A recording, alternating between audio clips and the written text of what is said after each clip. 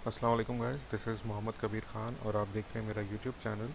आज बेसिकली जो मैं एक ट्यूटोरियल लेकर आया हूँ वो सिक्योरिटी के हवाले से है। वर्डप्रेस का जो लॉगिन पेज होता है उसको आप सिक्योर कैसे कर सकते हैं। बहुत सारे मेथड्स होते हैं, लेकिन एक मेथड जिसमें मिसाल के तौर पे आप जब डब्ल्यू पी एडमिन का पेज ओपन करते हैं तो उसमें कुछ आईडी पासवर्ड का ऑप्शन होता है। इसे मैं आपको दिखाता हूँ। फॉर एग्ज़ाम्पल ये youthscience.com/wp-admin।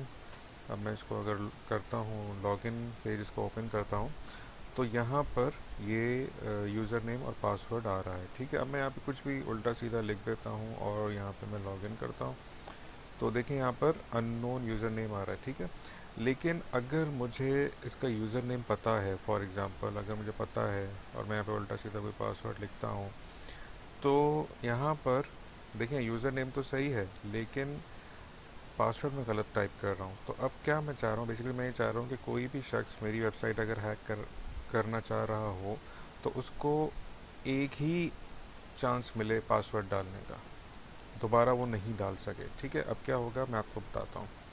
वर्डप्रेस के सीएमएस में जाके प्लगइन्स में जाना है और लिमिट लॉगिन अटेम्प्ट ये आपने सर्च करना है।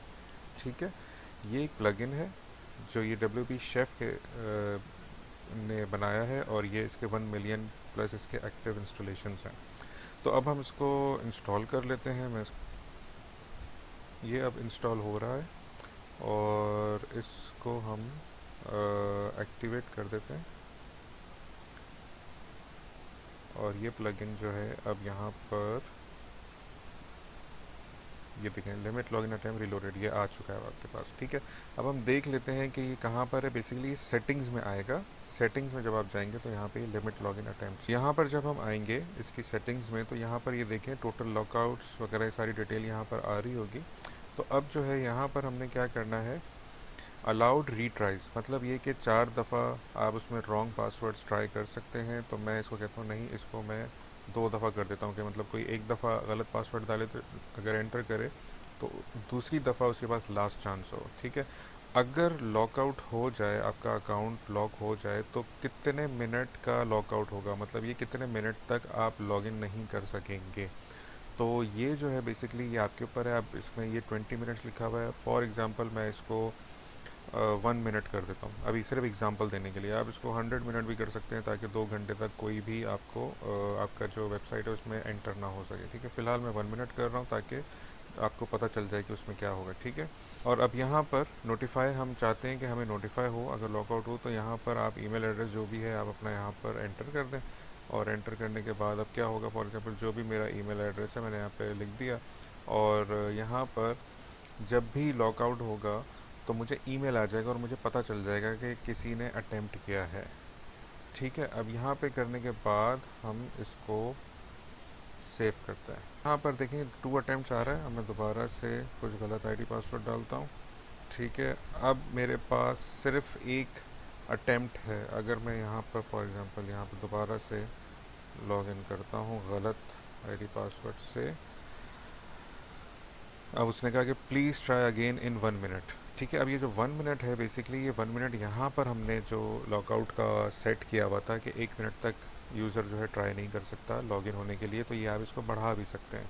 तो अब 1 मिनट के बाद हम दोबारा से इसको ट्राई करते हैं और दोबारा से फिर हम इसको लॉगिन कर सकेंगे।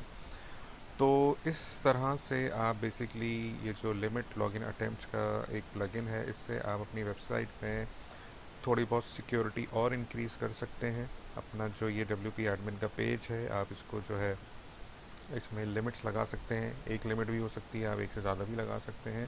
तो कभी खुद आप अगर पासवर्ड भूल जाएं और आप लॉकआउट हो जाएं और ये जो टाइम लिमिट 1 मिनट का हमने सेट किया, फॉर एग्जांपल ये आपने 100 मिनट का सेट किया हुआ होता तो आप इसको लॉगिन नहीं कर सकते। तो उसका एक और हल है, अगर आप ख़ुद कभी लॉकआउट हो जाएं तो आपने अपने सी पैनल में जाना है। जो भी आपकी वेबसाइट का सी पैनल होगा उस सी पैनल में जाने के बाद आपने फ़ाइल मैनेजर में जाना है जहाँ पे आपकी वेबसाइट और सारे प्लगइन्स वगैरह आपको मिल जाएंगे।